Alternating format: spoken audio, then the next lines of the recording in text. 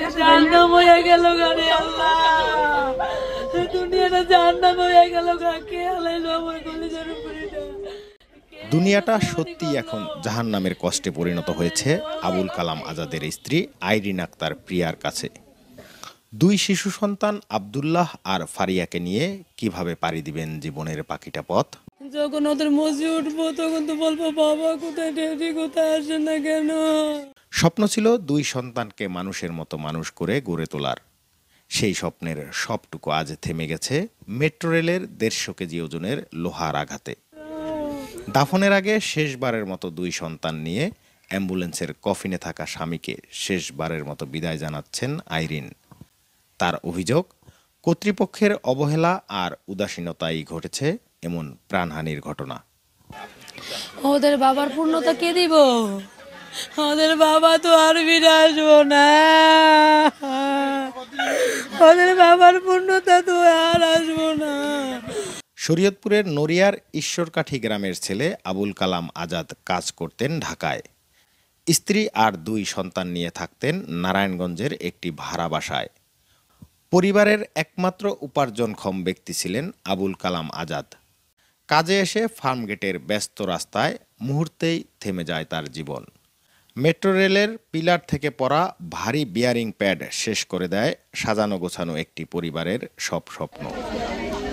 সংবিধানে বলা আছে, নাগরিকের চলাচলে স্বাধীনতা ও নিরাপত্তা নিশ্চিত করা রাষ্ট্রের দায়িত্ব। কিন্তু আবুল কালামের মৃত্যু যেন সেই দায়িত্বহীনতার নির্মম সাক্ষ্য হয়ে রইল। অল্প বয়সে মেয়েটা বিধবা হলো, দুইটা ছোট ছোট ছেলে মেয়ে আছে, বাবা হারা হলো, এতিম হয়ে গেল। এই সময় এই ক্ষতিপূরণ কেউ দিতে পারবে না। বাবারে কি তোমরা বিরোধ দিবা? কি চামু সরকারের কাছে? সরকার এমন কে? এইখানেই সমস্যা ছিল। সমস্যাটা তারা এই ত্রুটিটা না সারিয়ে এটা যেন তেন ভাবেই এটা তারা চালাচ্ছিল। তো এই তাদের গাফুলতির কারণে কিন্তু আজকের এই আবু কালামের মর্মান্তিক মৃত্যুটা। দুর্ঘটনার পর সরকারের পক্ষ থেকে ক্ষতিপূরণ হিসেবে মাত্র 5 লাখ টাকা দেওয়ার প্রস্তাব এসেছে।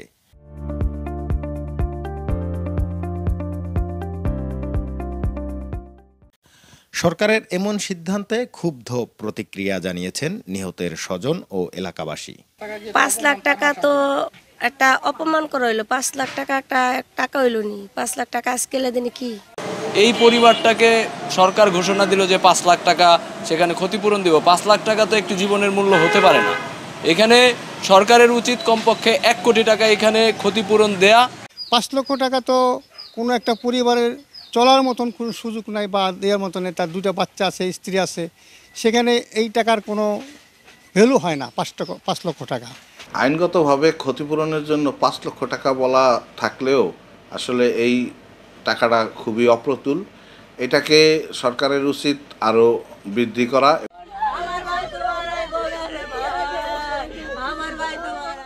রাষ্ট্র যেহেতু নাগরিকের নিরাপত্তা দিতে ব্যর্থ হয়েছে, তাই রাষ্ট্রকেই এই পরিবারের দায়িত্ব নিতে হবে বলে মত বিশ্লেষকদের। এটা আমাদের কাছে আসলে একটা হাস্যকর অবস্থার মতো মনে হয়েছে আমার কাছে। কমপক্ষে 25 বছরের জন্য তার পরিবারের দায়িত্ব নেওয়া উচিত। কারণ 25 বছরের আগে কোনো সন্তান কোনো কর্মে ঢুকতে পারছে না। আবুল কালাম আজাদের 2 শিশু সন্তানের লেখাপড়ার দায়িত্ব নেয়ার কথা জানিয়েছেন জেলা বিএনপির সভাপতি শফিকুর রহমান কিরণ। পরিবারটিকে অন্তত 10 কোটি টাকা ক্ষতিপূরণ দেওয়ার দাবি তার।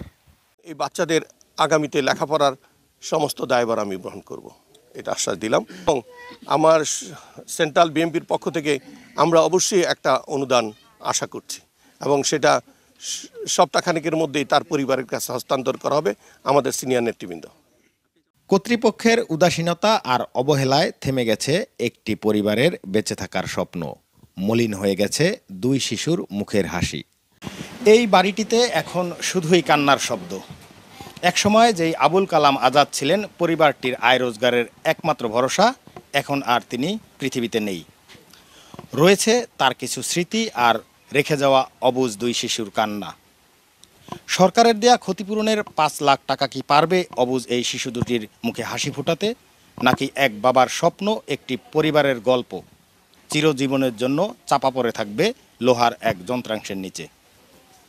নুরুল আমিন রবিন, চ্যানেল 24, শরীয়তপুর।